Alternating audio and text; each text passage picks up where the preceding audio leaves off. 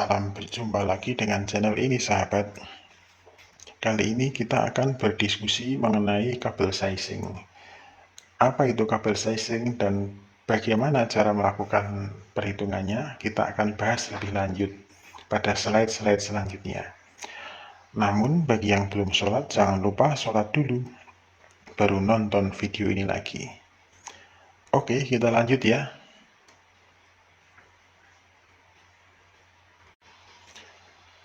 Jadi apa itu kabel sizing? Kabel sizing adalah menentukan ukuran kabel yang sesuai ya. Berapa luas penambang kabel yang sesuai untuk melayani suatu beban listrik tertentu. Jadi tujuannya apa untuk perhitungan atau kalkulasi ini? Yang pertama adalah kabel dapat secara kontinu, secara terus-menerus dialiri beban penuh ya, tanpa mengalami kerusakan. Nah, ini sangat penting ya.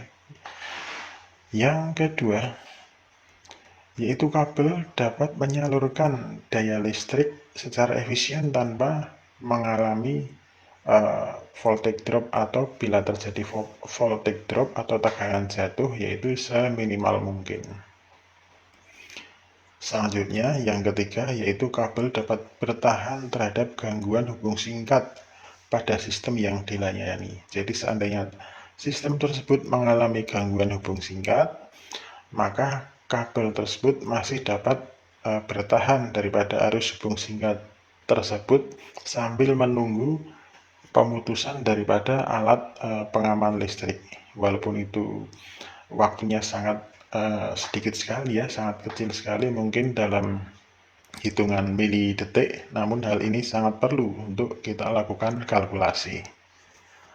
Oke, lanjut ke slide selanjutnya. Langkah kerja. Jadi bagaimana melakukan kalkulasi ini? Yang pertama adalah kumpulkan data-data yang diperlukan. Nah, akan kita sampaikan pada slide selanjutnya. Yang kedua, hitung kemampuan hantar arus kabel. Ya, tentu saja kemampuan hantar arus kabel atau kabel ampasiti ini kita harus ketahui ya, berapa arus listrik yang mampu dialirkan pada kabel tersebut.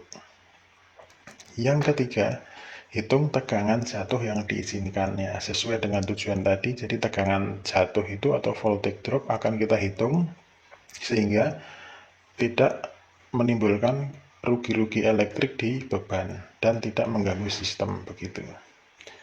Lanjut, hitung ketahanan arus hubung singkat kabel. Oke, kita akan ke halaman selanjutnya. Data yang diperlukan. Nah, ini adalah beberapa data yang biasa saya gunakan apabila melakukan perhitungan kabel sizing ya. Mungkin teman-teman punya referensi lain yang lebih lengkap, itu lebih baik, tapi selama ini saya menggunakan data-data seperti ini, seperti sistem kelistrikannya, apakah DC AC ataukah bebannya seperti apa, kemudian data kabel, kondisi lingkungan dan sebagainya, itu selama ini sudah cukup. Namun jika mau lebih lengkap lagi, tentu saja banyak referensinya di luar sana. Oke, lanjut. Selanjutnya adalah menghitung kemampuan hantar arus atau kabel ampasiti. Dalam menghitung kabel ampasiti ini atau KHA, kemampuan hantar arus, yang pertama adalah kita harus menghitung arus beban penuh yang sekiranya akan dilewatkan pada kabel tersebut menggunakan rumus sebagai berikut. Nah, ini dia rumusnya. Nah, bisa di stop dulu ya videonya, nanti dicatat kalau memang perlu. Ini adalah untuk sistem 3 fasa, ini untuk sistem 1 fasa, dan kalau yang DC tinggal cos V-nya dihilangkan. Selanjutnya, apabila kita sudah mengetahui arus beban penuhnya, maka kita harus menghitung rating arus terpasang atau installed current rating, yaitu full load current atau arus beban penuh tadi dikalikan faktor derasi. Nah, faktor derasi ini adalah beberapa kondisi ya, beberapa nilai-nilai yang bisa mempengaruhi kemampuan hantar arus daripada kabel tersebut. Ada beberapa faktor derasi yang akan saya jelaskan pada slide selanjutnya. Nah, tadi seperti yang sudah kita sampaikan, faktor derasi adalah faktor-faktor yang bisa mempengaruhi kemampuan hantar arus ya. Umumnya akan mengurangi kemampuan hantar arus. Kadang ada juga yang bisa menaikkan kemampuan hantar arus, tapi itu jarang ya. Ada banyak ya di dalam engineering electrical ini, namun kali ini yang saya akan bahas hanya dua, yaitu mengenai ambient temperature dan kabel grouping. Nah, faktor derasi itu yang setelah tadi saya sampaikan ada banyak ya, ada K1, K2, K3 sampai ada mungkin 7 atau 8. Namun bagi saya selama ini saya menggunakan dua faktor derasi ini, saya rasa sudah cukup. Apabila teman-teman menginginkan faktor derasi yang lain sehingga mendapatkan kalkulasi yang lebih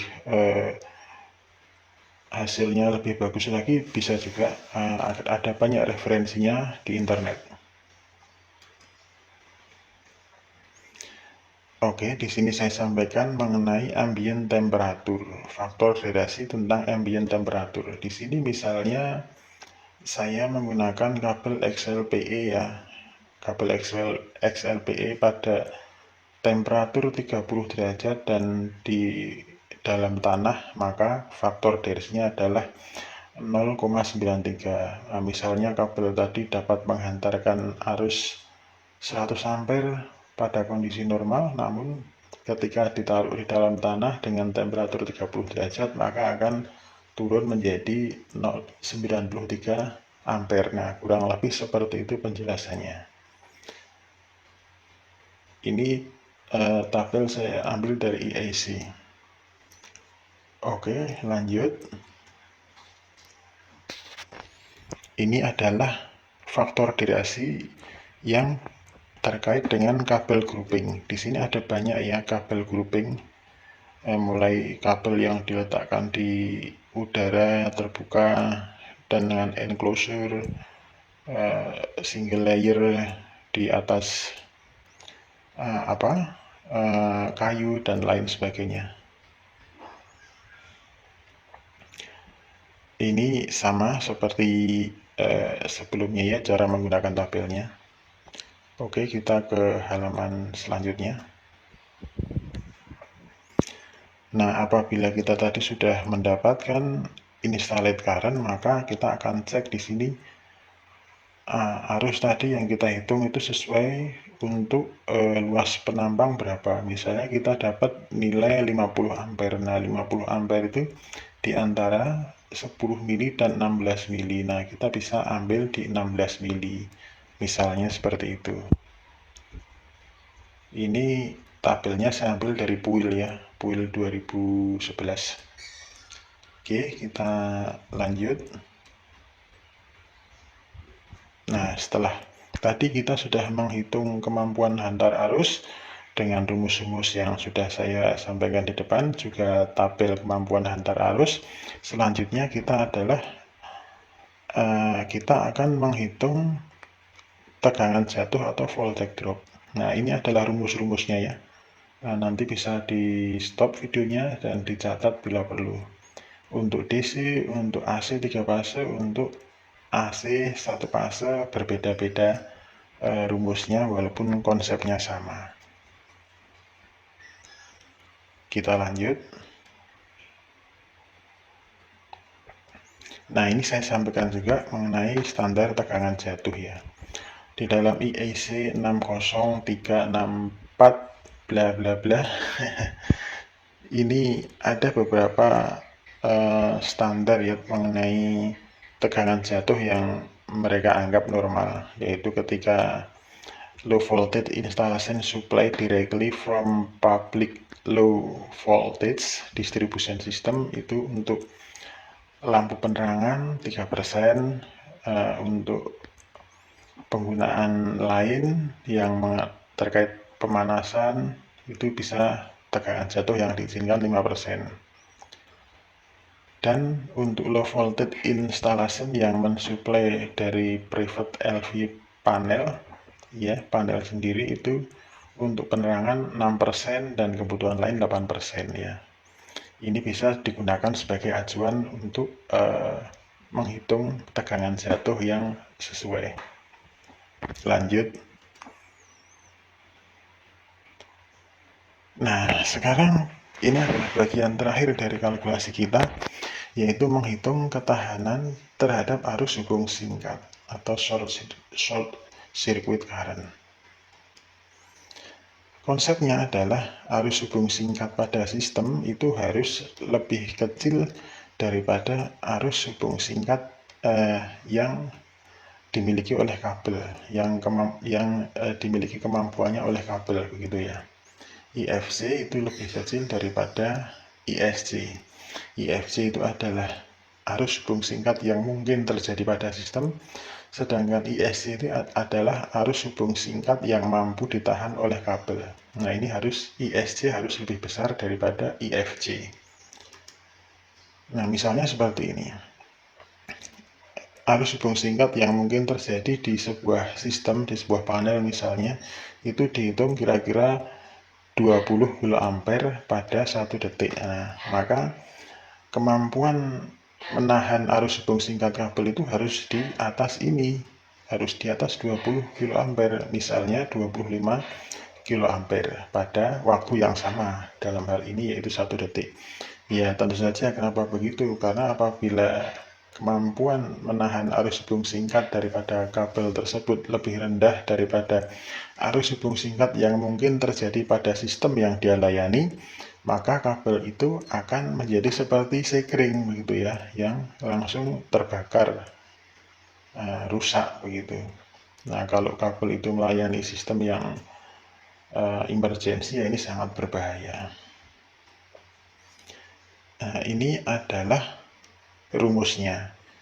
Yang sebelah yang IFC ini adalah untuk arus hubung singkat untuk sistem, yang ISC ini arus hubung singkat ketahanan pada kabel.